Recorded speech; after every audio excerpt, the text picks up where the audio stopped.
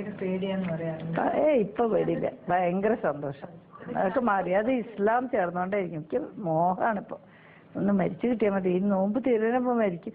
കൊല്ലുന്ന് പറയണ്ട എന്തായാലും. അതുകൊണ്ടപ്പോ സെക്യൂരിറ്റി ടീമൊക്കെ വലിയ ഒരു പെട്ടിയൊക്കെ തുറന്നു നോക്കും.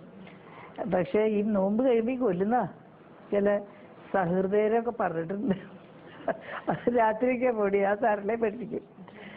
ഇപ്പൊ പോലീസൊക്കെ പറഞ്ഞിട്ട് ഫോണൊക്കെ പുതിയ ഫോണാണ്, ഞങ്ങളുടെ നമ്പറൊക്കെ കിട്ടും ഇന്ന ആളുടെ. അപ്പൊ that is connected to some police control room something. അപ്പൊ അവർക്ക് ഇതൊക്കെ നാപ്തം. വളാഞ്ചേരിയിൽ ജീവനോടെ കുഴിച്ചിടുന്നുണ്ട്. ജീവനോടെ കുഴിച്ചിടാൻ സഹിക്കും. ഞാൻ അടിച്ച് കൊല്ലൂലേ. ഞാൻ വല്ല മഹാത്മാഗാന്ധിയോ യേശുക്രിസ്തു പറ്റണോ?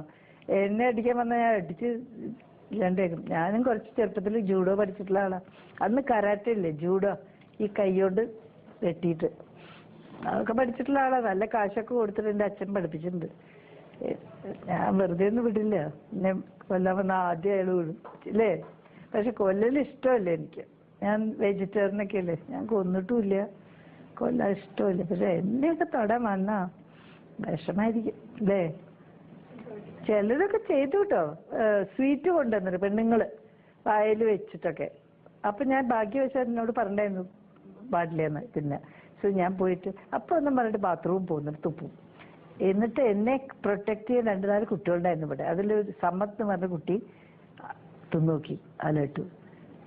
അവനെ ഹോസ്പിറ്റലിൽ കയറ്റിയെന്ന് മെഡിക്കൽ ഡ്രസ്സിൽ. Diarrhoea, vomiting. 3 മണിക്കൂറിന്റെ ഉള്ളിൽ ആള് ആകെ ഡീഹൈഡ്രേറ്റഡായി. ഈ സ്ത്രീ കൊണ്ടുവന്നു. ഈ സ്ത്രീ പിന്നെ ബിരിയാണി കൊണ്ടുവന്നു. ഇത് വെജിറ്റബിൾ ബിരിയാണി. തിന്നണം, ഇപ്പൊ തന്നെ സ്പൂണ് തിന്നണം, ഞാൻ ഫീഡ് ചെയ്യാം. വേണ്ട പിന്നെ ആവാന്ന് പറഞ്ഞു. കുറച്ച് കഴിഞ്ഞ് ഞാൻ കഴിച്ചോണ്ട് ഇപ്പഴേ വെക്കൂ പറഞ്ഞു. എന്നിട്ട് ഈ സ്ത്രീ പോയപ്പോ സമത് വന്നിട്ട് അതും എടുത്തു തിന്നു. അവനെ ഹോസ്പിറ്റലിൽ കയറ്റുന്നു.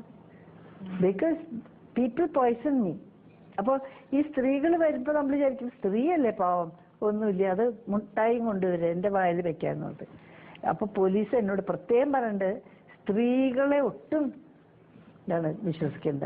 വായിൽ കൊണ്ടുവരും, വെക്കാൻ സമ്മതിക്കില്ല. ആണുങ്ങളാണെങ്കിൽ നമുക്ക് നോക്കാം, കത്തി ഉണ്ടോ ഇല്ലേ, എന്താ എന്തുകൊണ്ടാ വരുന്നത്, തപ്പ് ഒരാൾ നോക്കിയാൽ മതി. അന്ന് എനിക്ക് 8 ആളുണ്ടായിരുന്നു, ലൈക്ക് കമാൻഡോസ്, NDF ബോയ്സാ. അവരിവിടെ താമസിച്ചു ഓഫീസ് മുറിയിൽ. 8 ആൾക്കാര് എല്ലാവരും തടഞ്ഞു നിർത്തി ചോദിച്ച് ദേഹമൊക്കെ പരിശോധിച്ച്. പെണ്ണുങ്ങളെ ഒട്ടും കയറ്റൂല. പെണ്ണുങ്ങള് ഇങ്ങോട്ട് വരികയാണെങ്കിൽ പിന്നാലെ വരും സമത്. പക്ഷെ ഇവരിപ്പൊ സമത് മുസ്ലിം ലീഗില ചേർന്നു. അപ്പൊ ചോദിച്ചു കുട്ടി NDF വലിയ ആളാണ് എന്താ. അപ്പൊ ഇല്ല ഉമ്മ, ഞാൻ മുസ്ലിം ലീഗ് പേടി പറയാൻ NDF. NDF ബാൻ ചെയ്തില്ലേ, അതുകൊണ്ട്. നല്ല കുട്ടികള്, സ്ഥല കുട്ടികള്.